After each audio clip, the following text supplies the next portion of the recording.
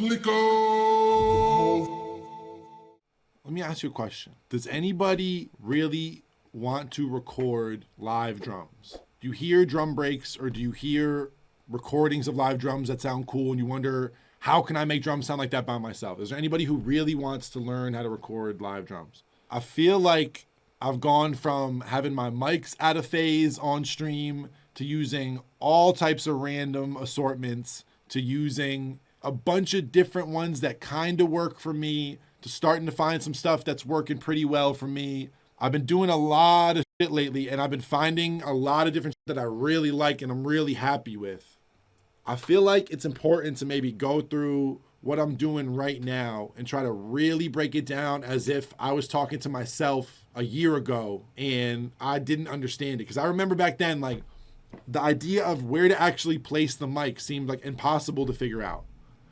The idea of like which mics I actually need and don't need seemed impossible to figure out. And that's still kind of a thing that's hard to figure out. But now today, when I show you what I'm doing, I'm going to really show you what I'm doing, which means some of this equipment and some of this shit's expensive. And I know that doesn't help anybody. And I know it doesn't help anybody whenever I show you a piece of gear that you think, oh, well, that's why it sounds so good, because you're using that expensive ass thing. But I want to just show you from my perspective what it takes to get to the drums I really like. And I hate showing people when there's expensive gear involved, but I still feel like you might end up in a studio that has gear like this. You might be working somewhere someday with an artist or a band or by yourself or whatever, and you might be able to use this shit somewhere where you're going. Let's start in Ableton. So when you look at my Ableton, this is a template. That's basically my normal template. I deleted a couple tracks because I don't need them. I'm not going to need simpler. I'm not adding any triggers. I'm not adding any drums on top of this. I have a tape machine track right here. DBX, those are two compressors, stereo compressors I might use. These are my distressors right here, 23 and 24. DBX are 21 and 22. So all my shit's routed in my studio. The tape is on 7 and 8. Terry, which is a passive EQ. The Terry CEQ, which is my favorite piece of gear I have. That is 19 and 20. This is for guitars. That's two mics that are always on that guitar amp. Don't need those for today. So these are all things that I could run the drums through. I don't think I've ever talked about it all the way to this bass level, but this is how I've figured out that it works for me. I have each one of these tracks dedicated to a different specific mic. Here's my kick mic, overhead 1, overhead 2, the top mic, which is, I just call it the top mic because it's sitting right over the top of the kit. It's a fake U87, advanced audio U87. I have a room mic, which is a Coles 4038. My overheads are both going to be Octava MK012s. Like I said, that top mic is an advanced audio 87, which is like a $300 version of a $3,000 microphone. The kick mic is an AKG D20. The kit mic, very important, Stager SR3. The kit mic is in the middle of the kit. I'll show you where it is, but it's in the middle. It's like kind of on top of the kick drum. If I'm playing drums and I'm sitting right here, it's kind of right next to, on top of the kick drum. I'll go through the placements, don't worry. So these are all for each microphone. My overheads are panned far left and far right to give some stereo feel to the drums. But besides that, everything's straight in the middle with the panning. All the volumes are at 0 right now. We'll adjust them. But yeah, all of these go to dedicated preamps. All these preamps and the Terry and the DBX and the distressor, all that shit is right here in the rack. This is all that like scary shit you always see in the studio that's mounted into the wall that you don't know what to do with. But the only pre's I'm using are BAE 1073s. I'm using some API 512Cs. 512C is the name. And then I'm using one BAE 312. And I think that's my snare. So we're using 7 preamps, mostly BAE preamps, but there's 4 that are API 512C. All those microphones go to all those preamps. That's all we're about to hear. That's all we are about to listen to right now. We're not about to hear nothing else. I'm going to just play some drums. We're going to get the levels right. We're going to align the drums so that all the microphones that are hearing all this information at different times, they all get aligned. Same with the phase. We make sure none of these microphones are out of phase with each other. I'm going to show you a plugin that does all of that. But We're going to play some drums like somebody would play some drums in a session, and then we're going to get them right. It's not that scary. Here's my room mic. This is a Coles 4038, this mic right here. I'm just moving it back a couple feet from the drum kit to try to just capture what the drums sound like from a perspective back here. Remember, you don't need to do anything with any mic. It's just all options. There's a mic right here looking down. There's a mic right here looking down. There's a mic right here looking straight down. These two kind of give like stereo image. These are the Octava MK12s. This gives the main drum sound. This is mostly the drum sound that I'm getting. Is this 87 looking straight down. The snare mic, like I said, it's pointed directly at the rim, like maybe 2 inches above the rim. Really, really, really like straight down. There's no angle on it at all. It's straight down. This is the kit mic I was talking about. I don't know if you can see it, but it's like, it's under this symbol. Let me move the symbol just maybe you can see a little better. But yeah, this kit mic is literally right at a little above my knee. Just, it's a ribbon facing straight into your crotch, basically. But very important microphone. And then the kick mic is obviously in the kick. Another thing people didn't tell me for a long time, the kick beater you use is very important. We're used to having 1 million kick samples. Everybody has 1 million kick samples. If you use this one right here versus this one right here versus this one right here, you're going to get a way different drum sound, a way different kick sound.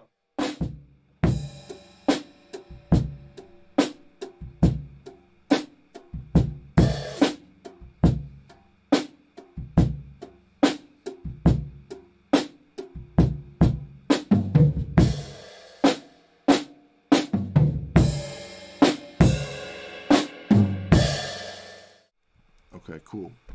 Do you want to hear everything just one by one to get a feel for what we're listening to? So I have a little bit of EQ on some of these things. They're all EQs that I've just like sat there and worked out slowly with my mic setup. Like, okay, this sounds pretty good with my kick.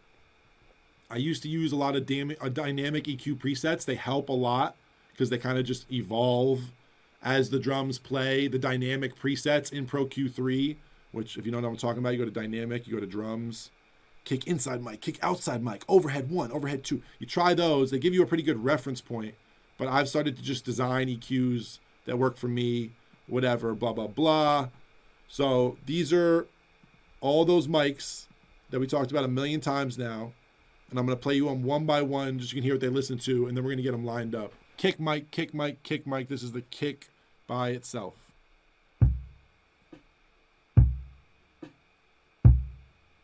Yeah. Yeah. Yeah. We like that. So you see how sharp that is? And that's what that kick beater we were talking about. It's a really fluffy kick beater. In real life it sounds soft, but if you hear how sharp a normal kick beater that comes with your like kick drum or comes with your drum kit, all those normal DW ones or those normal like sharp ones are just too much attack. Someone said, do you gate a lot? We have no gate on right now. We could gate them, but that's one kind of drum sound. There's 1 million options.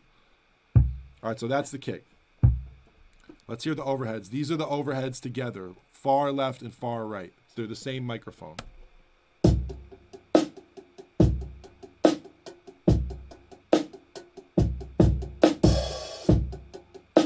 Those are pretty good by themselves.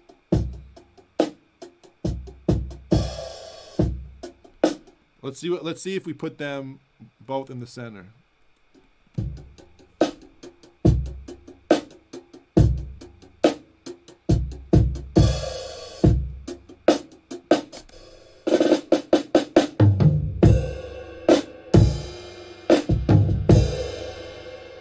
That's a good drum sound with just those. They're bright, yeah.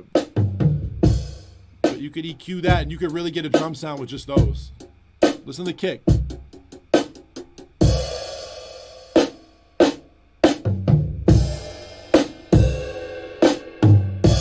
This is just that overhead microphone, that top one.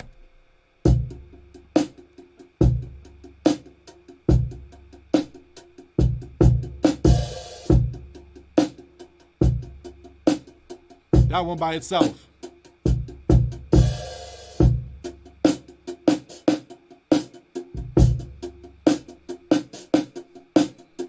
That one can do the job by itself.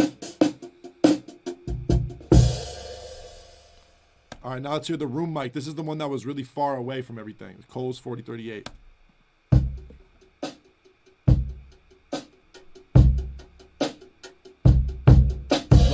Lot of kick.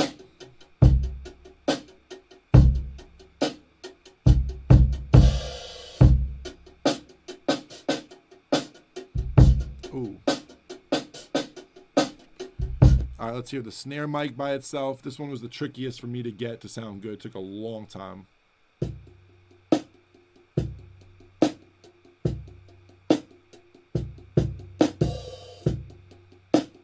That's just the snare mic. And then this is the most shocking one. This is the kit mic. This is that one that's like under the cymbal, right where my legs are, kind of like right above the kick. This is what gives like the beef of the drum sound. You never expect it. You would think it'd be the kick mic or some shit. That's the kit mic. Stager SR3. Do you hear how pillowy it is? That's the part of the kick that's always missing.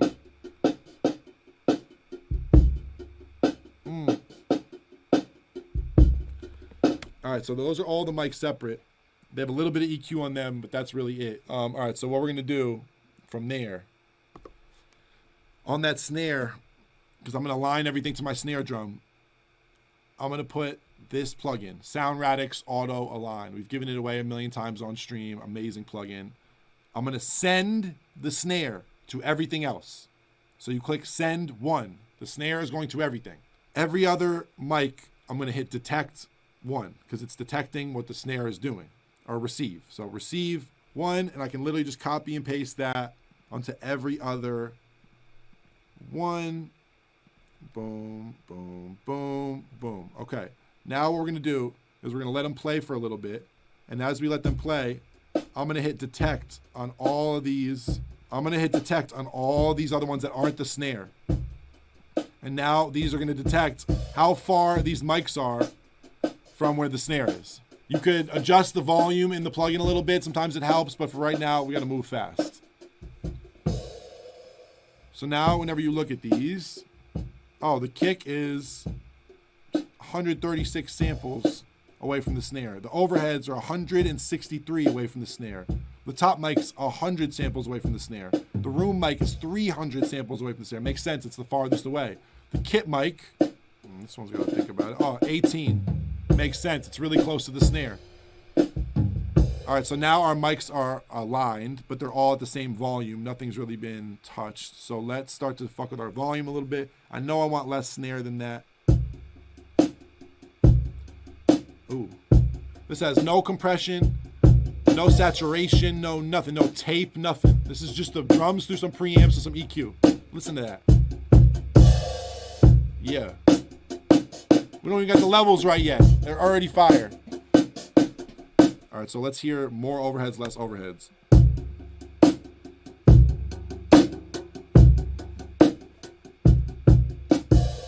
There's no overheads.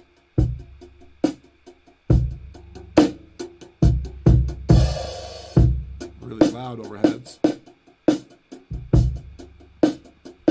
I think I'm gonna move them back into stereo. So let's put them back 50 left, 50 right. Oh. You hear how wide we just got? Let's go.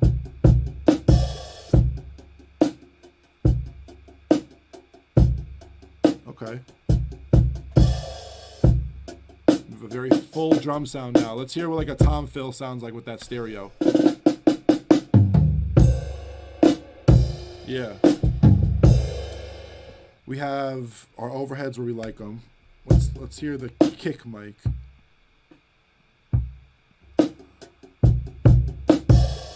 There's a lot of it. There's none of it.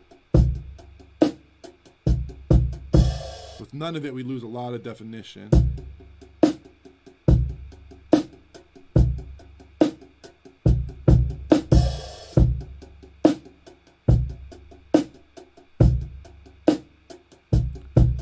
Around there is good for me. Let's see the top mic.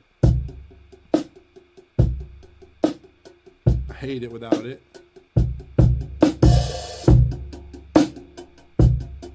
Too much of it. Not really it either though. Let's hear a different part.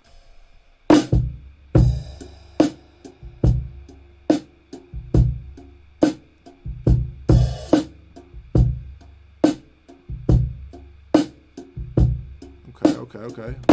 Let's hear the room.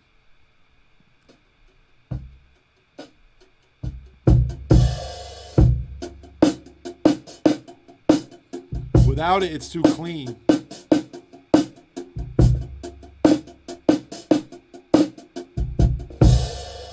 Too much though, is it?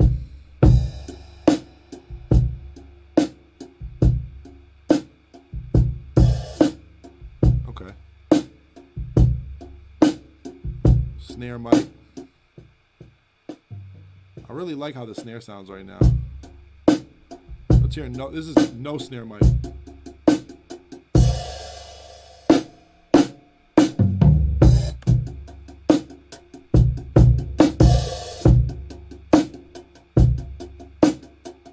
I could use a little bit. And the kick mic just does everything.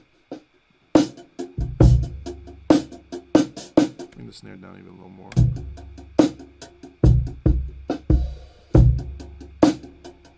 Ooh.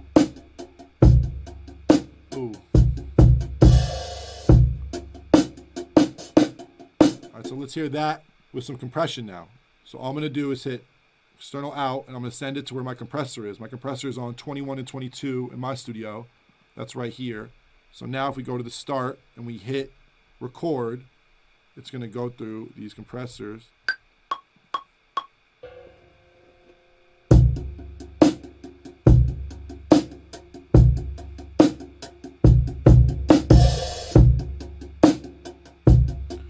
There's some people who every time they hear live drums say cave intro, and it just shows me that you listening to way too much trap music. All live drums are not the cave intro, you fucking weirdos.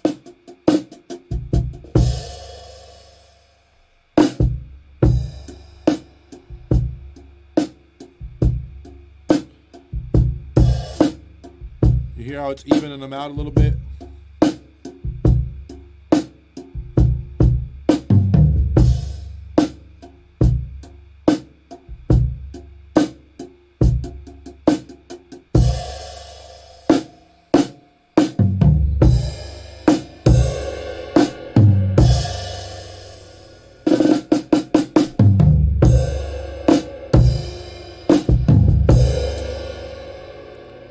So all those have now been leveled, EQ'd, the mics have been placed, recorded them through preamps, we just ran them through a DBX compressor. This is really as far as you need to go as far as I'm concerned to get a drum sound that now you can put a bunch of plugins on and manipulate and do whatever the you want with. Yes, I could go run it through tape. I could run it through the distressor and get it even gnarlier and crunchier. I can run it through the Terry and start to beef it up even more. But really, this is once you're here. Put a couple plugins.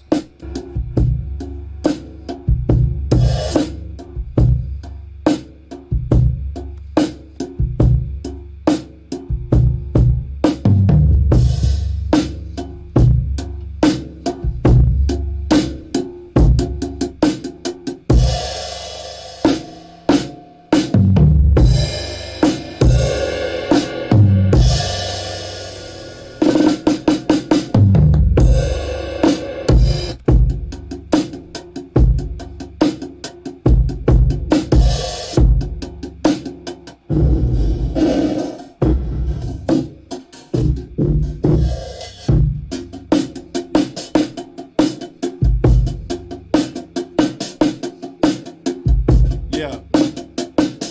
You telling me those don't hit? I hope that helps. I hope that makes it easy. I hope you're excited.